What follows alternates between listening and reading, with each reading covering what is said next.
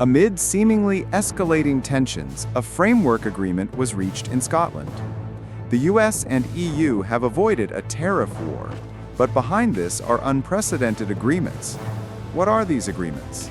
Let's explore the full scope of developments and expert economic analyses to understand the impact of this deal on key industries.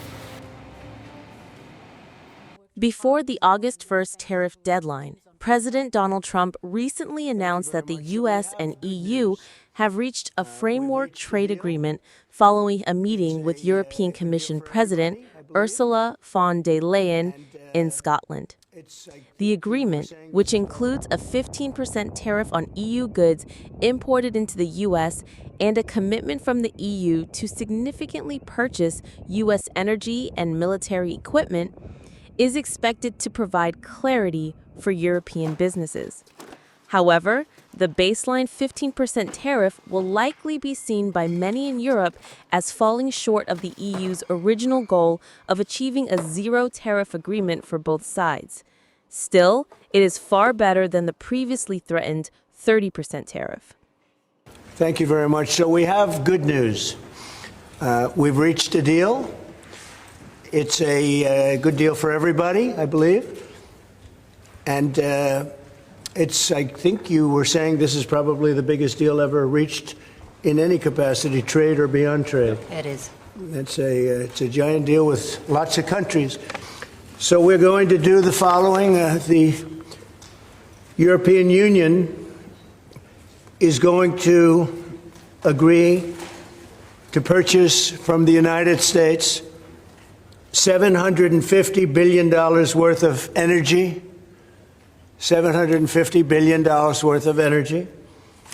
They are going to agree to invest into the United States $600 billion more than they're investing already. So they're investing a large amount of money. You know what that amount of money is. It's very substantial, but they're going to invest an additional $600 billion. They're agreeing to open up their countries to trade at zero tariff. So that's a very big factor. Opening up their countries, all of the countries will be opened up to trade with the United States at zero tariff. And they're agreeing to purchase a vast amount of military equipment. We don't know what that number is, but I'm going to let you say, but I think it's the biggest deal ever made. Thank you very much. Congratulations.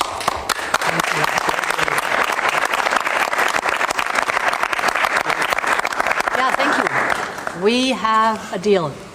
We have a trade deal between the two largest economies in the world. And it's a big deal. It's a huge deal. It will bring stability. It will bring predictability. That's very important for our businesses on both sides of the Atlantic. It's 15% tariffs across the board, all inclusive. The investments Mr. President just described, that going to go to the United States and the purchases over there. Indeed, basically the European market is open. It's 450 million people. So it's a good deal. It's a huge deal. Yeah. It was tough negotiations. I knew it at the beginning, and it was indeed very tough, but we came to good conclusions for both sides. So again, congratulations and many thanks. Thank you very much. Thank you. Following the meeting with President Trump, European Commission President Ursula von der Leyen stated that the U.S.'s 15% baseline tariff on EU imported goods will apply to automobiles, semiconductors, and pharmaceuticals. She also noted that both sides have agreed on a 0% tariff for certain strategic products, including aircraft and aircraft components, certain chemicals, and some generic drugs. However, she added that no decision has been made yet regarding tariffs on wine and spirits. We have stabilized on a single 15% tariff rate for the vast majority of EU exports. This rate applies across most sectors, including cars, semiconductors, pharmaceuticals. This 15% is a clear ceiling, so no stacking, all inclusive. Today we have also agreed on a 0 for 0 tariffs on a number of strategic products. This includes all aircraft and component parts, certain chemicals, certain generics, semiconductor equipment, certain agricultural products, natural resources, and critical raw materials. And we will keep working to add more products to this list. The European Union and the US face the common external challenge of global overcapacity. We will work together to ensure fair global competition and to reduce barriers between us. Tariffs will be cut and a quota system will be put in place. We will also increase our energy cooperation. Purchases of US energy products will diversify our sources of supply and contribute to Europe's energy security. And indeed, we still have too much Russian LNG that is coming through the back door again to our European Union, and some Russian gas and oil still in the European Union, which we do not want anymore. We want to absolutely get rid of Russian fossil fuels. And therefore, it is much welcome to purchase the more affordable and better LNG from the United States. And there, approximately, our estimation is that we can do 250 per year over 3 years. 15% is not to be underestimated, but it is the best we could get. It's overall across the board. Important was for us, it includes not only the cars, so go down with the tariffs for cars to 15%, but also all goods and semiconductor and pharma. Mr. Karsten Brzezinski, chief economist at ING, described the trade agreement between the United States and the European Union as a face-saving compromise. Compared to earlier this year when no tariffs were in place, Mr. Brzezinski believes the EU will still face losses due to having to accept the 15% baseline tariff.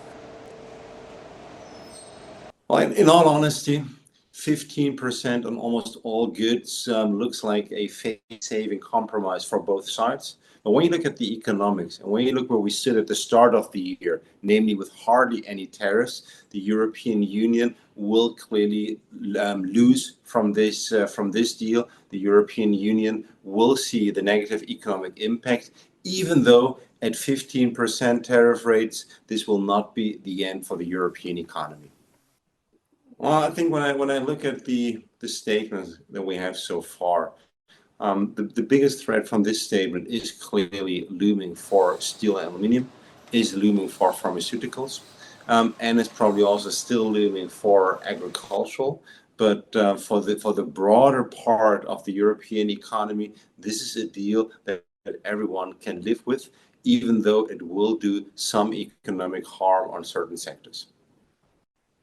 For the German economy, it was so important that this threat of 30% or 25% on European automotives has been prevented. And the fact that we will now only get 15% on European automotives means that for the German economy, also the economic damage, the economic harm will be manageable. It will be felt, but it will be manageable. Yeah, the investment promises part of this deal are clearly a bit more complicated and a bit strange, because this is something that only the US president brought forward. Mrs. von der Leyen did not bring those investment plans forward. And it is very unclear how also Europe will deliver on these investment plans. Let's not forget, the European Commission cannot decide on how individual companies will do their investments, and whether these investments would really go beyond soybeans, LNG, or some other product that might be purchased by individual governments remains completely unclear. So I think, in short, this investment part of the deal is clearly the weakest part of the deal, And it could very well be that the Europeans at least secretly think that they will never have to deliver on this investment part. Regarding U.S. President Donald Trump's statement that the EU will purchase more U.S. energy and military equipment, Mr. Brzezinski commented that the EU has limited room to buy additional LNG. However, increased defense budgets by European countries could lead to greater demand for military equipment purchases. I could imagine that the Europeans in these negotiations clearly gave signals that they might be willing to increase the European purchases of LNG. And it could also very well be that the Europeans gave signals to increase military equipment purchases from the US. I think that is both possible in terms of LNG. There is not so much room left what the Europeans can buy. But when you look at military equipment, Europe has promised to step up its defense spending. And the European military equipment industry does not have the capacity yet to provide all these equipment. So here I think we could clearly see more European purchases of US-produced military equipment. 15% sieht erstmal ganz okay aus. 15% looks okay at first glance, especially since we had threats of 25% or 30%, so 15% feels relatively good. But compared to where we were at the beginning of the year, 15% is still a lot. And that also means that if there is a loser in these negotiations, it is more likely to be Europe, because the economic damage to Europe will be significantly higher than the potential inflationary damage to the Americans. We have seen that uncertainty and insecurity have been so high throughout Europe and also in Germany in recent months that it is good that a deal is now being reached. For Germany in particular, it is extremely important that the automotive sector does not face the threatened 25% tariffs, but will also be part of the 15% tariffs. This will reduce the relative damage to the German automotive industry, but it still means 15% is still more than the 5% we had at the beginning of the year. It remains to be seen whether German and European companies will actually invest more in the U.S., because, yes, the tariffs are this slight stick that Donald Trump has used to motivate European companies to invest more in the U.S.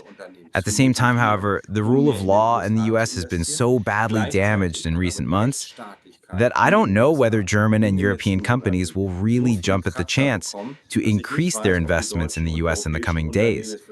I think that European companies will continue to be rather cautious and careful because there are currently significant doubts about the rule of law in the U.S. Eher vorsichtig sein werden, weil sie deutliche Zweifel an der Rechtsstaatlichkeit der USA aktuell haben. According to data from the U.S. Department of Commerce, the EU is one of the top trading partners of the U.S., with bilateral trade reaching $975 billion in 2024. The new agreement, though not yet finalized, is expected to help avoid a transatlantic trade war, which could exacerbate the fragile state of both economies.